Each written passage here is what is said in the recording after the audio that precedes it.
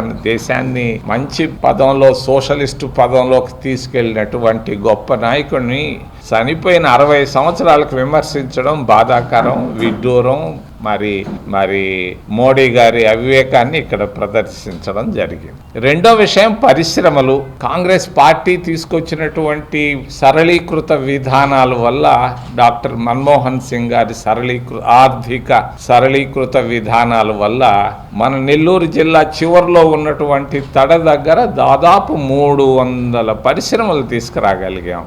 1,00,000 కోట్ల రూపాయల పెట్టుబడులు తీసుకొని వచ్చాం. దీనివల్ల దాదాపు 1,00,000 మందికి ఉద్యోగాలు రావడం జరిగింది. శ్రీ సిటీలో, మేనకూరు సెజ్లో కానీ ఇక్కడ ఉన్నటువంటి కృష్ణపట్టణం దగ్గర. మరి మేము కాంగ్రెస్ పార్టీ ఇన్ని 1,00,000 ఉద్యోగాలు 1,00,000 కోట్ల పెట్టుబడులు తెచ్చినా కూడా మేమెక్కడా దాని గురించి డక్కా బజాయించలేదు. మరి ఈరోజు చంద్రబాబు నాయుడు చేస్తున్నాడో లేదో, వస్తున్నాయిలే.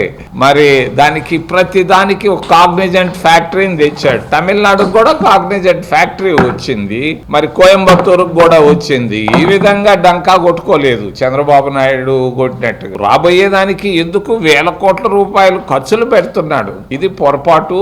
నువ్వు చేసేది చేసి చూపించు.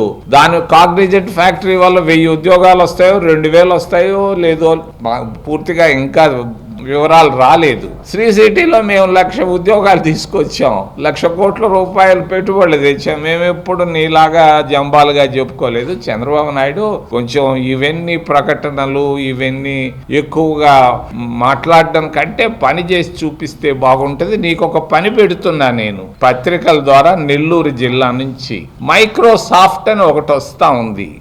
ఆయన ఎవరో కాదు, మనకు తెలిసిన అధికారి కొడుకు యుగంధర్ అని ఆయన కొడుకు. కేఆర్ వేణుగోపాల్ అని ఒక ఐఏఎస్ ఆఫీసర్ ఉండేవాడు. కేఆర్ వేణుగోపాల్ అల్లుడు. ఆయన అనుకుంటే దాదాపుగా 10 లక్షల కోట్ల రూపాయలు పెట్టుబడులు భారతదేశంలో పెట్టబోతున్నాడు. మరి మొన్ననే మోడీ గారికి తెలిసి చెప్పాడు, నేను పెడుతున్నాను 10 లక్షల కోట్ల రూపాయలు పెట్టుబడులు భారతదేశంలో అన్నాడు. మోడీ దాన్ని సరిగ్గా గుజరాత్కు తీసుకెళ్లాలని చూస్తున్నాడు. నువ్వు తీసుకురావయ్యా, ఆంధ్రాకి తీసుకురా.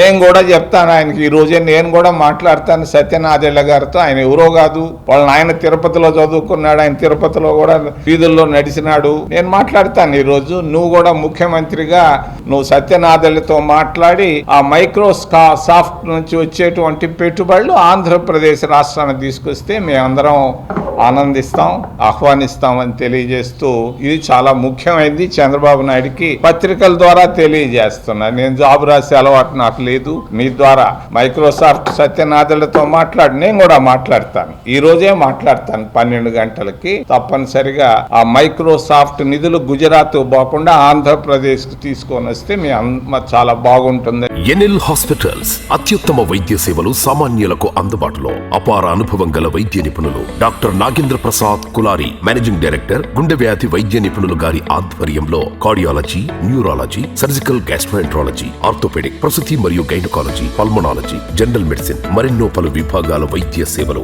అత్యాధునిక ఎక్విప్మెంట్ గల ఐసీయూ, ఆపరేషన్ థియేటర్, క్యాథ్లా, 24/7 ఎమర్జెన్సీ మరియు క్రిటికల్ కేర్, అడ్వాన్స్డ్ మిషనరీ గల ల్యాబ్, సిటీ స్కాన్, ఎక్స్రే, అన్ని కంపెనీల హెల్త్ ఇన్సూరెన్స్ సౌకర్యం కలదు. అందరికీ అందుబాటులో అత్యాధునిక వైద్య సేవలు అతి తక్కువ ఖర్చులో.